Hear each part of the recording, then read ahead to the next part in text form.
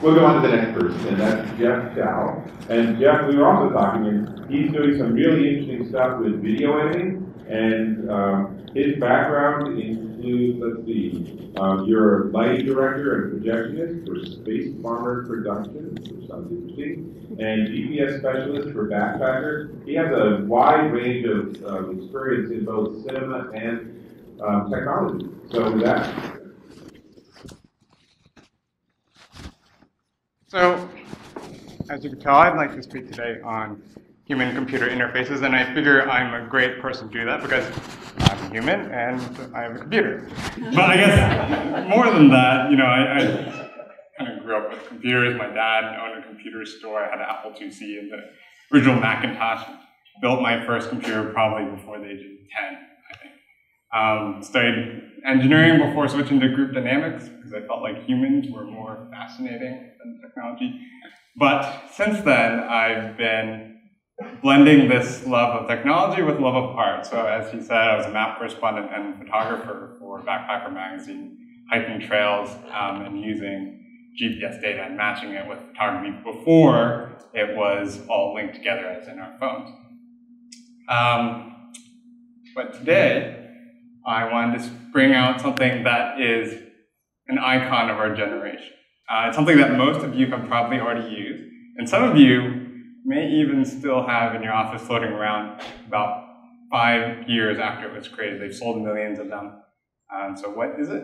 Well, that was easy. It's the easy button, right? So why am I bringing this out? It's a basic button, it's very simple, but I think it speaks to something that is very human in us. You know, when I first saw this button, even if you know what it did, I had this irresistible urge to reach out and push the button and feel it and hear the response and see what was going to happen. Because I think that's how we explore our world. We want to experiment in our environment through using our body, reaching out. You can feel our hands when we touch that surface and get a response. So let's talk about computers now. So this is how we interact with computers today. Keyboard, mouse, everyone knows this, right? And we're going to focus on the keyboard here for a moment because that's kind of where the personal computer started. A few buttons have changed over the years, but pretty much the same thing. And you probably all know that the design of the keyboard came from the typewriter. And what's amazing to think about is that we use the almost identical interface 130 years later.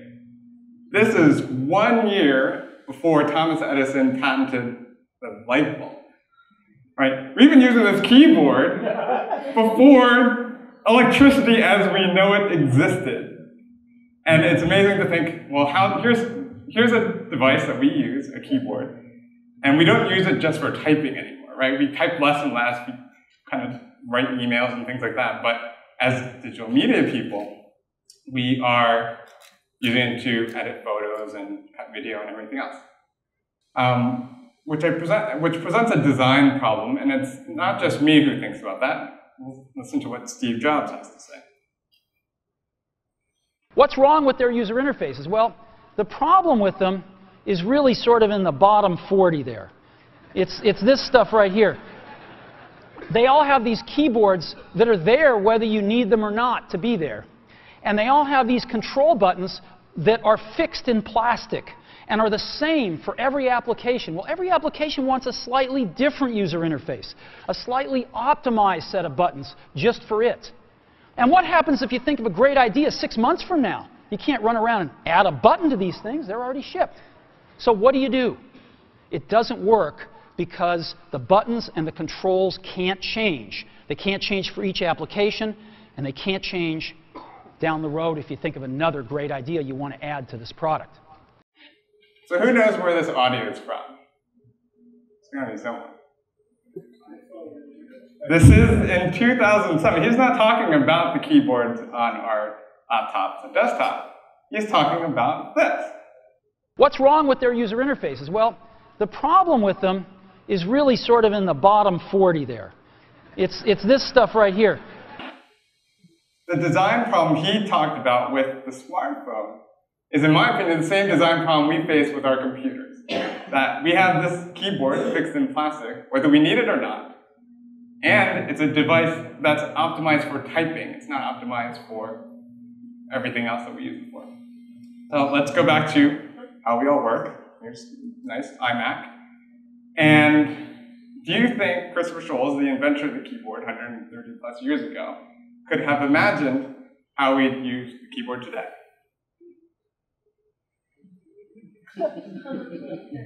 Because that's what we're doing, right? I mean, Control-C and Control-Shift-J and all these other keyboard shortcuts, that's how professionals operate. After Effects, as he'll talk about in a moment, or Photoshop, or Final Cut Pro. That's how pros operate, because it's faster than the mouse. The mouse is too slow, in fact, pointing around everywhere. But it has this downside of the years of learning those shortcuts. I've been a photographer for a long time. I use Photoshop pretty well, but was asked to shoot a video for General Mills recently, and that means I had 3 weeks to learn to edit, shoot, produce a video. And I didn't really know anything, and that's kind of the inspiration for what I'm about to show you. And it's a problem because as a pro using keyboard shortcuts, you get pretty fast, and that's okay.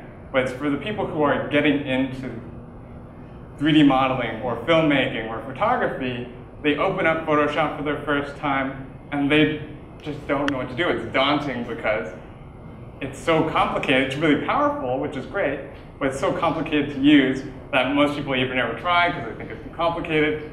And even if they do, they spend so much time learning to operate the software rather than focusing on the art that they're trying to produce. So the best I could, tried to figure out how many keyboard shortcuts are in various programs. Lightroom 257, that's a pretty basic program. Final Cut Pro 526. Premiere Pro 793, and Photoshop a whopping 1,069 potential keyboard shortcuts. Wow. I can barely remember 7 numbers in my head. I don't know about who remembers 1,060. You obviously don't have to memorize 1,069 keyboard shortcuts to use Photoshop, but the more you know, the faster you are. But instead of having to face this learning curve, I suggest that we take a device that many of you already own and turn it into an input device that can operate these software without having that learning curve. And it's actually the same solution that Steve Jobs proposed. Take your iPad, connect to your computer over Wi-Fi, and can provide an interface for whatever program you're using. So this is what I'm working on, the founder of Redbird Rising and creator of Control+Console. And we're brand new, and we're talking about startups. We just had a fun Kickstarter last November and raised money for the development of this software. So this is where we're in the process. We're deep in development. I'm staying up late. And it was an amazing ride because it was only 15 days before we closed this, and Mashable Tech produced an article about it. And there was a lot of moments where we weren't sure whether we were going to make it, but that Mashable Tech article really boosted us, gave us that presence in the web. Because for the most part, people didn't know about us. And once they knew, that's where you see that rise in the right. Hi, I'm Jeff Chow, and this is Control+Console. Check this out.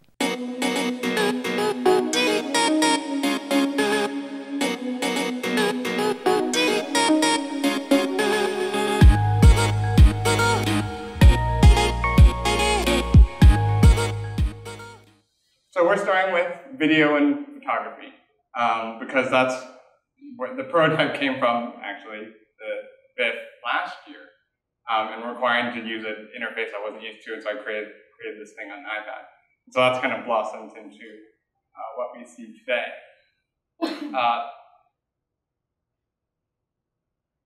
So one of the criticisms about iPad is that there's no texture. You can't touch type, as it were, as you can on a keyboard. You can feel keys.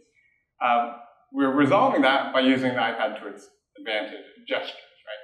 So one of the things about the keyboard that we type on being so useful is that as an 8th grader learning to read, you can peck out the letter. And then as you get better, you start using more fingers, and you get eventually to touch typing, right?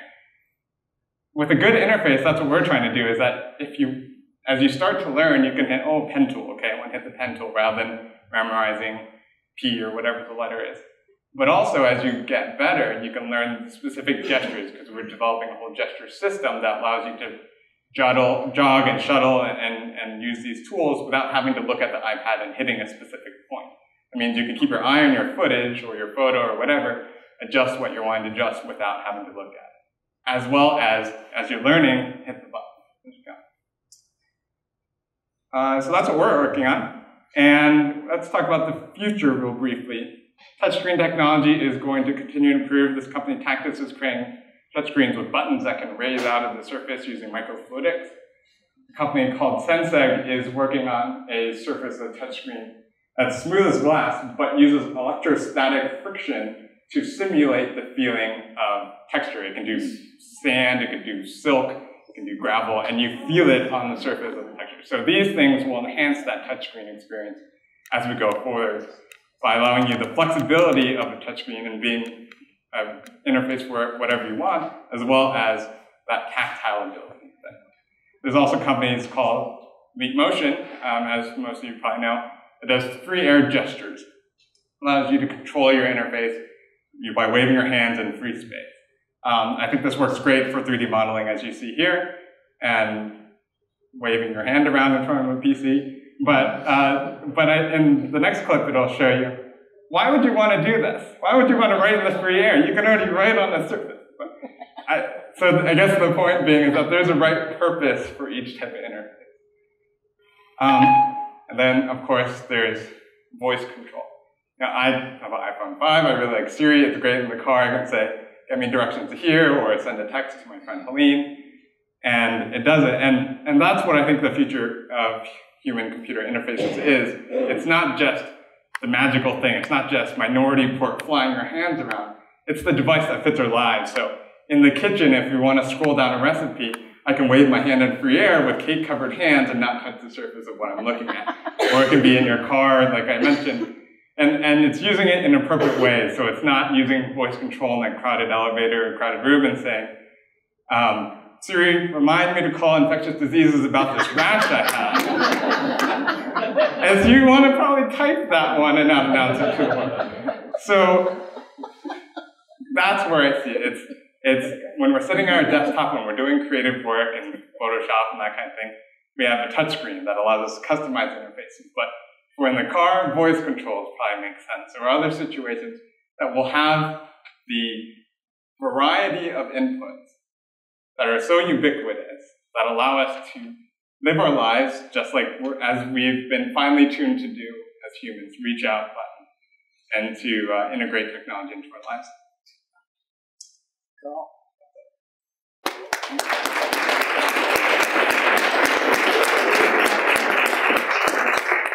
Thank you, Jeff, and remind me not to shake your hand. At least not in an elevator.